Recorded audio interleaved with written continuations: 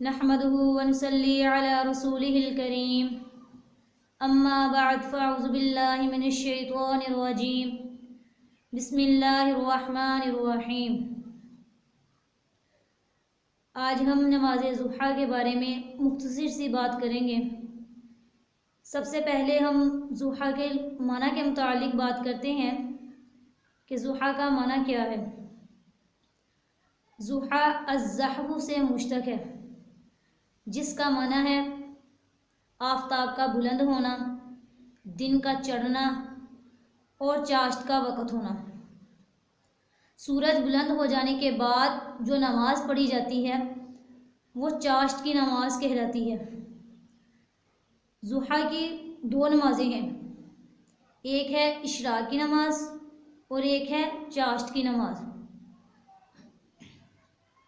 بقدر ایک یا دو نیزہ کے سورج بلند ہو جانے کے بعد جب مکروہ وقت ختم ہو جاتا ہے اور نماز کا وقت شروع ہو جاتا ہے، اس وقت ضحیٰ کی جو نماز پڑھی جاتی ہے وہ ہے اشراق کی نماز۔ پھر جب سورج خوب بلند ہو جاتا ہے اور دھوپ اتنی زیادہ پھیل جاتی ہے کہ دوسرا پہر شروع ہو جاتا ہے، اس وقت زوال سے پہلے پہلے پڑھی جانے والی نماز جو ہوتی ہے وہ ہے چاشت کی نماز۔ اب چاشت کی رکعات، نماز ضحیٰ کی رکعات کتنی ہیں؟ اگر ہم نماز ضحیٰ کی رکعات کی بات کریں تو اشراق کی کم از کم 2 رکھتے ہیں اور زیادہ سے زیادہ 6 رکھتے ہیں۔ جتنی آدمی چاہے پڑھ سکتا ہے، 2 سے لے کر 6 تک جتنی چاہے پڑھ سکتا ہے۔ اور چاشت کی کم از کم 2 رکھتے ہیں اور زیادہ سے زیادہ 12 رکھتے ہیں۔ ان کے درمیان 2 سے لے کر 12 تک جتنی چاہے مرضی ہے، جتنی چاہے پڑھ سکتا ہے۔ لیکن علماء فرماتے ہیں، علماء کے نزدیک 4 رکعات پڑھنا زیادہ صحیح ہے، کیونکہ آپ صلی اللہ علیہ وسلم سے 4 رکعات کا پڑھنا زیادہ ثابت ہے۔ ضحیٰ کی نماز کی بہت زیادہ فضیلت ہے، اس کے پڑھنے کا بہت زیادہ ثواب ہے۔ اس سے مراد چاہے چاشت کی نماز ہو چاہے تو اشراق کی نماز ہو، اس کا بہت زیادہ ثواب ہے۔ اور ضحیٰ کی نماز پچھلے انبیاء علیہ السلام اور رسولوں کی نماز بھی ہے۔ حدیث مبارکہ میں آتا ہے کہ یہ نماز یعنی نماز ضحیٰ حضرت آدم علیہ السلام، حضرت عیسیٰ علیہ السلام، حضرت نوح علیہ السلام، حضرت موسیٰ علیہ السلام، یہ انبیاء علیہ السلام ہمیشہ اس نماز کو پڑھا کرتے تھے۔ حضرت ابو ذر رضی اللہ تعالی عنہ فرماتے ہیں کہ سرتاج دو عالم صلی اللہ علیہ وسلم نے ارشاد فرمایا کہ صبح ہوتے ہی ہر انسان پر اس کی ہڈی اور جوڑ کے بدلے میں صدقہ لازم آتا ہے۔ سبحان اللہ کہنا صدقہ ہے، الحمدللہ کہنا صدقہ ہے، اللہ اکبر کہنا صدقہ ہے، اور لا الہ الا اللہ کہنا صدقہ ہے۔ نیکی کا حکم کرنا صدقہ ہے، برائی سے روکنا صدقہ ہے۔ ان سب کے بدلے میں ضحیٰ کی 2 رکعتیں پڑھنا کافی ہو جاتا ہے۔ اس حدیث مبارکہ کا مطلب یہ ہے کہ جب انسان صبح کرتا ہے تو بالکل اس کے جوڑ، اس کے اعضاء بالکل صحیح سلامت ہوتے ہیں، اس میں کسی قسم کی کوئی کمی نہیں ہوتی، کوئی خامی نہیں ہوتی، کوئی نقص، کوئی عیب نہیں ہوتا، جس کی وجہ سے وہ اپنے دن کے سارے کام بالکل اچھے طریقے سے، کاروبار بالکل ٹھیک ٹھاک کر لیتا ہے۔ اللہ رب العزت نے ہمیں یہ ایک بہت بڑی عظیم نعمت دی ہے۔ اس عظیم نعمت کے شکرانے کے لیے ایک ایک ہڈی اور ایک ایک جوڑ پر صدقہ لازم آتا ہے۔ ایک ایک ہڈی، ایک ایک جوڑ کے بدلے میں ہمیں صدقہ ضرور دینا چاہیے۔ اور یہ صدقہ زیادہ بڑا بھی نہیں ہے، صرف چند کلمات ہیں، چند اذکار ہیں، یعنی سبحان اللہ، الحمدللہ، اللہ اکبر اور لا الہ الا اللہ۔ پھر فرمایا، حدیث کے آخر میں فرمایا، ان تمام کے بدلے میں ضحیٰ کی 2 رکعتیں پڑھنا ہر جوڑ ہر اعضاء کی طرف سے صدقہ ادا ہو جاتا ہے۔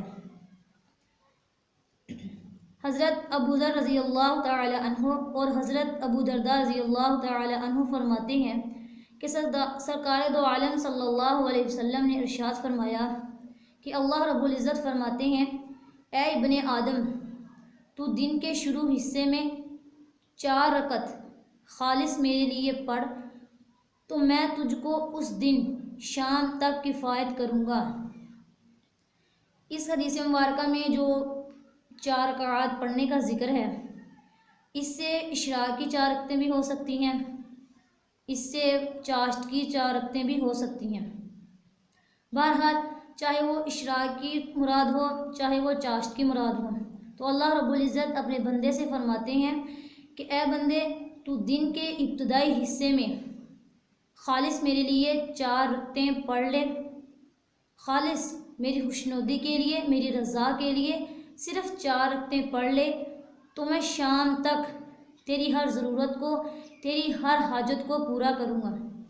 اگر تیرے دل میں کوئی پریشانی ہوگی، کوئی غم ہوگا تو میں اس کو ختم کر دوں گا۔ صحابیات کے اندر یہ نماز پڑھنے کا بھی بہت زیادہ شوق تھا۔ حضرت عائشہ رضی اللہ تعالی عنہا اس نماز کو بہت کثرت سے، بڑی ہی پابندی کے ساتھ ادا کیا کرتی تھی۔ حدیث مبارکہ میں آتا ہے کہ حضرت عائشہ رضی اللہ تعالی عنہا کے بارے میں کہ وہ ضحیٰ کی 8 رکعتیں پڑھا کرتی تھیں۔ فرماتی ہیں کہ اگر میرے ماں باپ کو زندہ کر دیا جائے تو میں پھر بھی ان رکعتوں کو نہ چھوڑوں، پھر بھی میں اس نماز کو نہ چھوڑوں۔ حدیث مبارکہ میں آتا ہے کہ اللہ رب العزت نے ضحیٰ کی نماز پڑھنے والوں کے لیے ایک دروازہ بنایا ہے۔